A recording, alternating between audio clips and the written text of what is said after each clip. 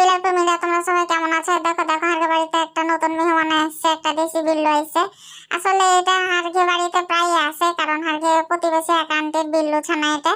তো ওই যখন খাইতে পায় না, তো ওই ভালো করে জানে যে বাড়িতে আরো বিলাই আছে, তো এখানে গেলে খাইতে পাওয়া যাবে। তো সুতরাং ওই হয়েছে যে চলে আসে এখানে খাইতে, দিয়ে খাইয়ে দেয়। দেখো কিভাবে চিৎপাটাং দিয়েছে দেখো।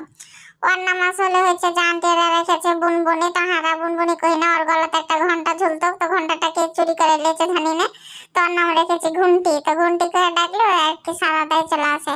তো ওই আসলে হারকে বাড়ির অন্য বিড়ালটাকে জ্বালায় না, আর ওর কাছে অন্য বিড়ালরা আসতে ভয় পায়, সুতরাং ওই আলাদাই থাকতে পছন্দ করে। দিয়ে দেখো খাওয়া দাওয়া শেষ করে কিভাবে চিৎপাটাং হয়ে ঘুম দিয়েছে হাত বিছানাতে দেখো। তো ওই এখানে সুন্দরভাবে ঘুমাচ্ছিল, কে ওকে মেহেদি দিয়ে দিয়েছে। হ্যাঁ, আর আমি এদিকে ওকে দেখো কিভাবে জ্বালাচ্ছি। মানে ওকে জ্বালাচ্ছি না, আসলে ওকে আমি আদর করছিলাম, কারণ ওই খুব ভদ্র একটা বাচ্চা।